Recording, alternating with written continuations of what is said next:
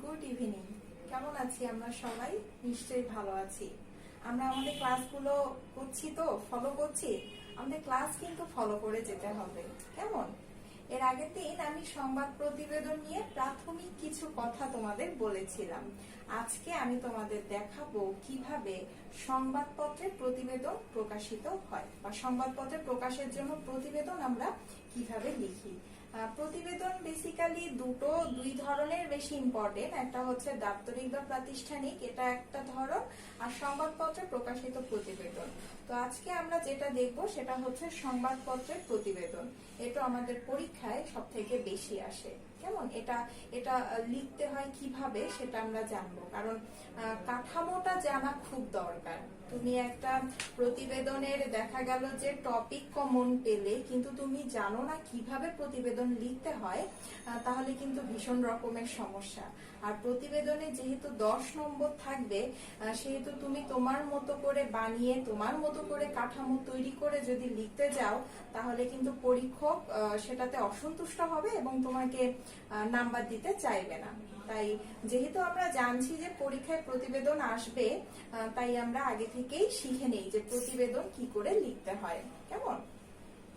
সংবাদপত্রের যে প্রতিবেদন থাকে সেটা হচ্ছে, আগে তো আমাদের মার্জিন করতেই হবে। একটা খাতাকে মার্জিন না করলে তো আমরা নিশ্চয়ই লিখতে পারবো না। চিঠিপত্র লেখার ক্ষেত্রে মার্জিনটা দিতেই হবে। আমরা আগে মার্জিন দিব, তারপরে যেটা থাকবে আমাদের এই 3টা বিষয় আগে লিখতে হবে: প্রতিবেদনের প্রকৃতি, প্রতিবেদনের বিষয়, প্রতিবেদনের সময়। কেমন?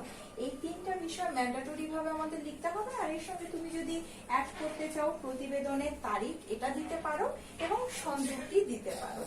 এখন প্রতিবেদনের প্রকৃতিটা কেমন? তুমি এটা আসলে তোমার কি দাপ্তরিক প্রাতিষ্ঠানিক প্রতিবেদন নাকি সংবাদপত্র প্রতিবেদন?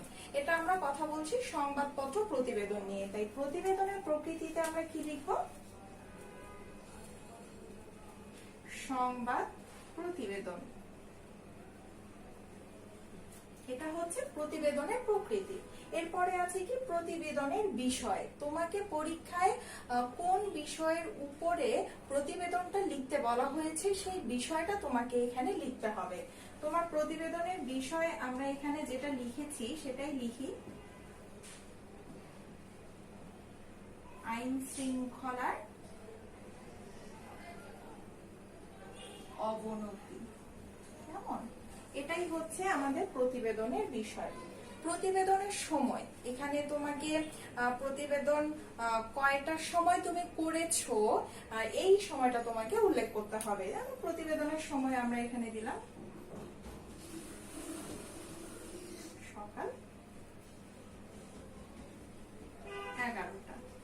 তারপরে তুমি যদি এখানে দাও প্রতিবেদনের তারিখ, তুমি তারিখ উল্লেখ করতে পারো 12/10/2020।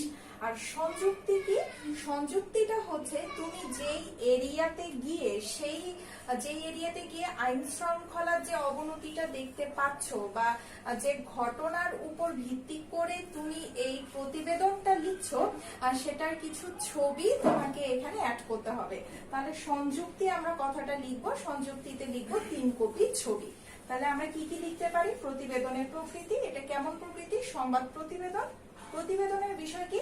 আইন শৃঙ্খলার অবনতি, যেটা আর কি তোমাদের পরীক্ষা বা প্রশ্নে দেয়া থাকবে, সেটা লিখতে হবে। প্রতিবেদনের সময় তোমাকে একটা উল্লেখ করতে হবে। এ বাদেও তুমি আরো দুটো অ্যাড করতে পারো: প্রতিবেদনের তারিখ এবং সংযুক্তি। মোট 5টা তুমি অ্যাড করতে পারো, কিন্তু এই 3টা তোমাকে ম্যান্ডেটরিলি উল্লেখ করতেই হবে। ঠিক আছে? এরপরে যেই বিষয়টা সব থেকে ইম্পর্টেন্ট, সেটা হচ্ছে একটা আকর্ষণীয় টাইটেল। তোমাকে একটা সুন্দর শিরোনাম দিতে হবে। এই শিরোনামটা কিন্তু পুরো প্রতিবেদনের আয়না হিসেবে কাজ করবে। কেমন? তোমার শিরোনাম যত সুন্দর হবে, পাঠক বা দর্শক সেই প্রতিবেদনটার প্রতি তত বেশি আকৃষ্ট হবে। তাই আমাদের একটা সুন্দর এখানে একটা শিরোনাম দিতে হবে। এবং তুমি খেয়াল করবে যে তুমি নিউজ পেপারে যদি কোনো হেডলাইন দেখো, সেগুলো কিন্তু মোটা দাগে কিছুটা বড় বড় অক্ষর করে লেখা লেখা থাকে। হ্যাঁ, তাই আমাদের প্রথম যে লেখাগুলো ছিল এই ফ্রন্টের থেকে আমাদের এই লেখাটা একটু মোটা এবং বড় হবে। আমি বোধহয় লিখেছি এটা থেকে এটা একটু মোটা হবে, বোল্ড হবে, যেন এটা চোখে পড়ে সহজে। আমি একটা এখানে টাইটেল দিয়েছি আইন শৃঙ্খলার অবনতির উপরে, আইন শৃঙ্খলার চরম অবনতি, সাধারণ মানুষ বিপাকে। তাহলে সাধারণ মানুষের উপর আইন শৃঙ্খলার অবনতিটা কিভাবে প্রভাব ফেলছে এই পুরো বিষয়টা একটা আমি সংক্ষিপ্ত কিন্তু আকর্ষণীয় শিরোনামে ফুটিয়ে তোলার চেষ্টা করেছি। কি লেখা আছে? আইন শৃঙ্খলার চরম অবনতি, সাধারণ মানুষ বিপাকে। হ্যাঁ, এরপরে আমাদের ছোট করে যেটা লিখতে হবে এর পরপরই হচ্ছে নিজস্ব প্রতিবেদক। যেহেতু এটা সংবাদপত্রে প্রকাশিত হচ্ছে তাই সংবাদপত্রের রিপোর্টার বা প্রতিবেদকই কিন্তু এটা করবে। হ্যাঁ, তাহলে এটা হচ্ছে নিজস্ব প্রতিবেদক এবং তুমি এখানে একটা পত্রিকার নাম উল্লেখ করবে, যেই পত্রিকার প্রতিবেদক তুমি। এখানে আমি নাম দিয়েছি দৈনিক ইত্তেফাক। তাহলে কি শিরোনামের পরপরই যে বিষয়টা উল্লেখ করতে হবে সেটা হচ্ছে নিজস্ব প্রতিবেদক দৈনিক ইত্তেফাক। এখানে আরেকটা বিষয় হচ্ছে যে আইন শৃঙ্খলার অবনতি, এই টাইটেল এবং এখানে যে প্রথম যে অংশটা, এই দুটোর তুলনায় এই অংশটা কিন্তু তুলনামূলক ছোট্ট করে লিখতে হবে। তিনটি ফ্রন্ট কিন্তু আলাদা আলাদা সাইজ। এটাকে যদি আমরা প্রথম বড় সাইজ বলি শিরোনামটাকে, তাহলে এই কথাগুলো আমাদের কিন্তু দ্বিতীয়। আর এটা হচ্ছে সব থেকে ছোট। বড়, মাঝারি, ছোট, আমাদের এটা খেয়াল রাখতে হবে কিন্তু। এটা হচ্ছে আমাদের কি নিজস্ব প্রতিবেদক দৈনিক ইত্তেফাক। তারপরে তুমি তোমার প্রতিবেদন লেখা শুরু করবে এবং প্রতিবেদনটা কয়টা হবে? 5 থেকে 6টা অনুচ্ছেদ হবে। অনুচ্ছেদ মানে কি? প্যারা হবে। হ্যাঁ, তোমাকে প্যারা প্যারা করে কিন্তু লিখতে হবে। এবং প্রতিবেদন এর আগের ক্লাসেই আমি বলেছিলাম যে প্রতিবেদনের পরিধি কতটুকু হবে সেটা মূলত নির্ভর করবে সেই যে বিষয়টার উপর তুমি প্রতিবেদন করছো সেটার গুরুত্বের উপর। হ্যাঁ, সেটা আমি বলেছি একাধিক পৃষ্ঠা হতে পারে। প্রতিবেদন কখনো এক পৃষ্ঠায় শেষ করা উচিত না। প্রতিবেদন একাধিক 1 থেকে 3, 4, 5 পৃষ্ঠা হয়ে যেতে পারে। হ্যাঁ, তুমি যখন 5 থেকে 6টি অনুচ্ছেদ তোমার পরীক্ষার খাতায় লিখবে তখন কিন্তু সেটা স্বাভাবিকভাবেই 2-3 পৃষ্ঠা চলে যাবে। হ্যাঁ, তাই আমাদের এখানে আমি 5-6 অনুচ্ছেদ সেগুলো লিখলাম না। এবং 5-6 অনুচ্ছেদ লেখার পরে শেষে তোমাকে কি দিতে হবে? তোমার স্বাক্ষর দিতে হবে। প্রতিবেদকের স্বাক্ষর থাকবে কিন্তু। কেমন? এটা না হলে সেটা অসম্পূর্ণ থেকে যাচ্ছে। এই হচ্ছে আমাদের মোটামুটি প্রথম পার্ট। হ্যাঁ, এরপরে তো আমাদের নাম, ঠিকানা সেটা লিখতে হবে। কিন্তু এর ফাঁকে আমি আর কিছু কথা বলি যে প্রতিবেদন কিন্তু তোমাকে অবশ্যই গুছিয়ে লিখতে হবে। হ্যাঁ, তুমি যত বেশি প্রতিবেদন সংক্ষিপ্ত, ছোট কিন্তু বিবরণমূলক হতে হবে। প্রতিবেদনের একটা কথা হচ্ছে প্রতিবেদন সংক্ষিপ্ত কিন্তু বিবরণমূলক ভাবে তুমি যে কথাগুলো জানাতে চাও সেই কথাগুলো মোটা দাগে তোমাকে পাঠককে জানাতে হবে। তাহলে প্রতিবেদন কি করতে হবে? সুন্দর করে গুছিয়ে লিখতে হবে।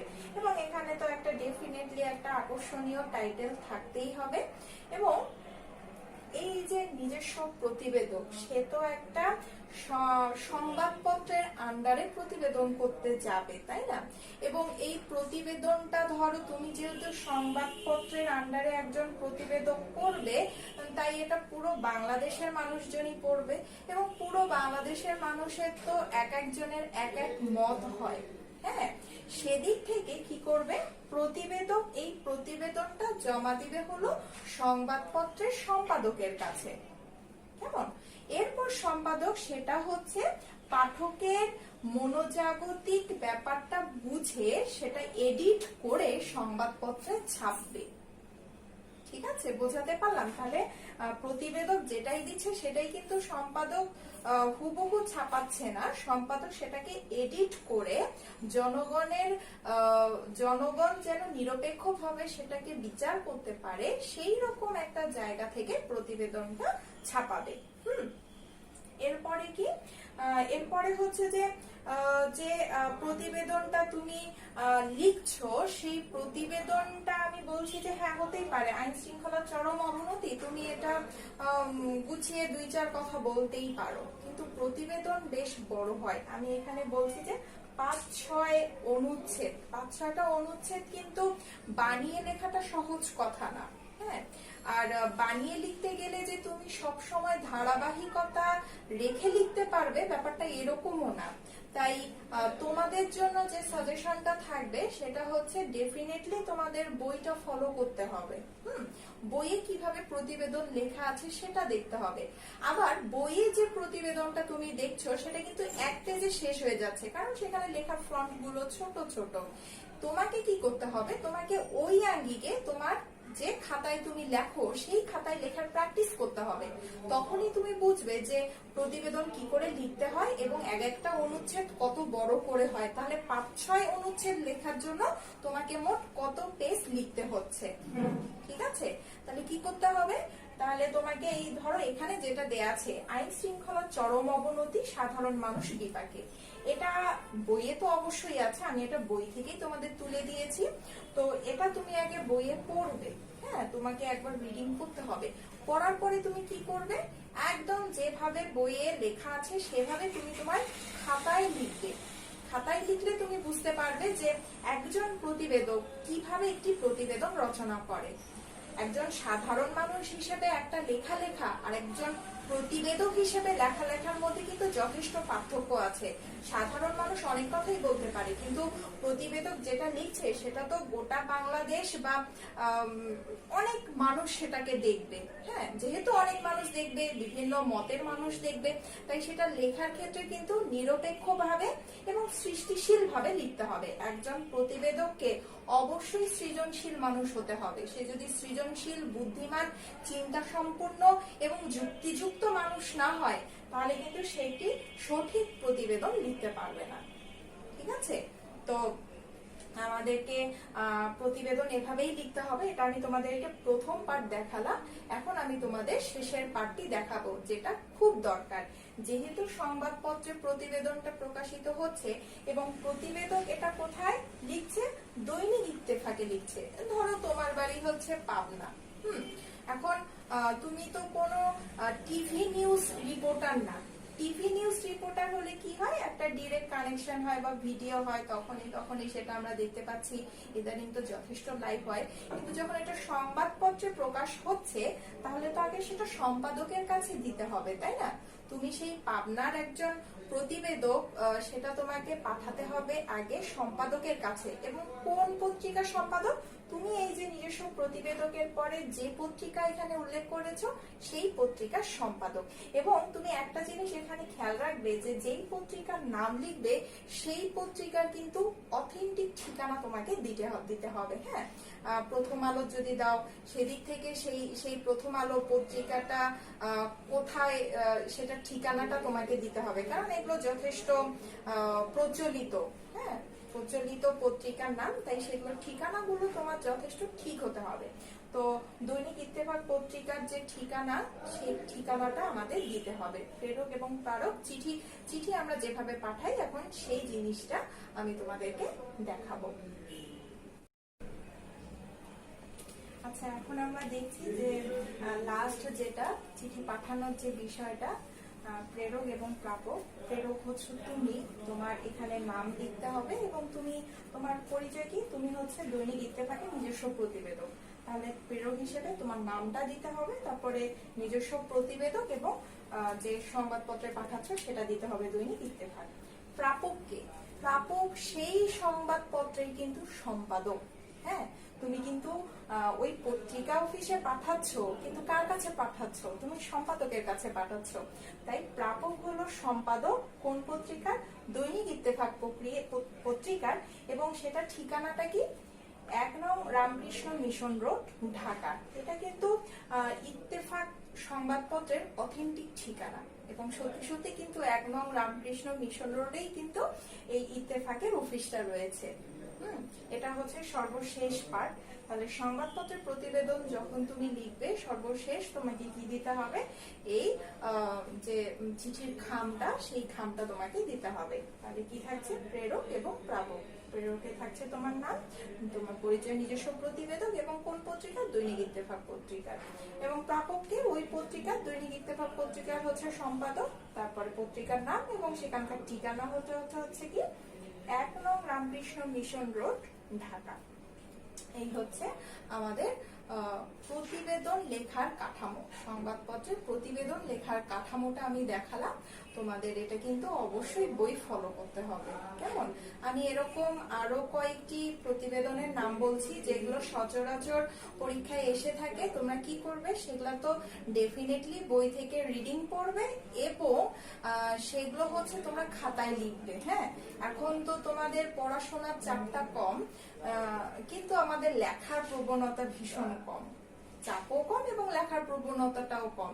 লেখার প্রবণতা থাকাটা ভালো, এতে কি হয়, তোমার লেখায় একটা ধারাবাহিকতা আসে, তোমার লেখায় স্পিড আসে এবং তুমি নির্ভুল বাংলায় লিখতে পারবে।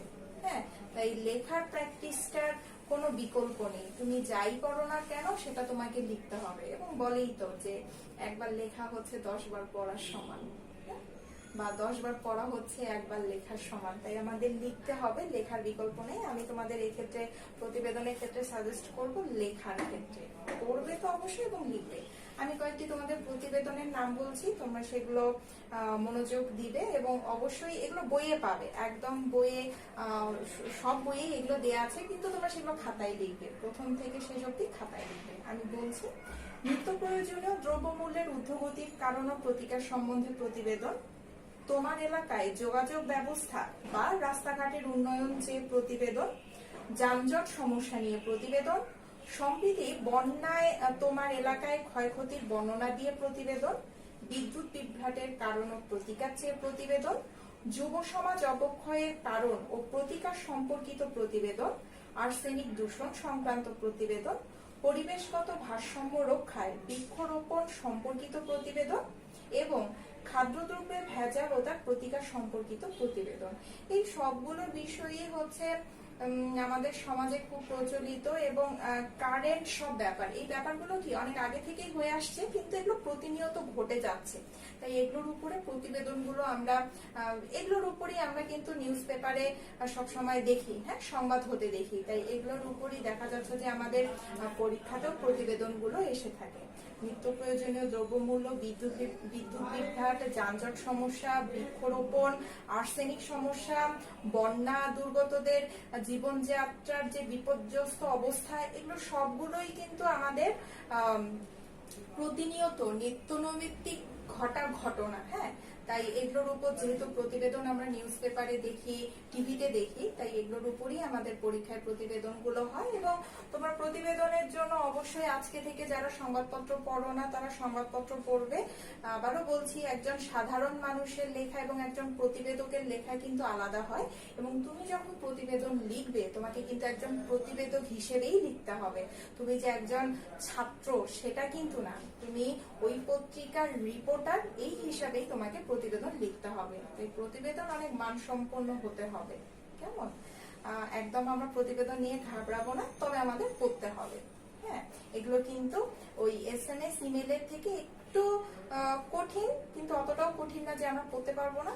আমরা যদি 2-3 বার একটা করে প্রতিবেদনের সময় দেই, 2-3 বার করে পড়া এবং লেখায়, তাহলে আমাদের প্রতিবেদন সম্পর্কে একটা ভালো আইডিয়া হয়ে যাবে। কেমন? আজকে এই পর্যন্তই। সবাই ভালো থাকবে, সুস্থ থাকবে। এরপরে আমরা নতুন কোনো বিষয় নিয়ে আবার ক্লাসে উপস্থিত হব। ধন্যবাদ।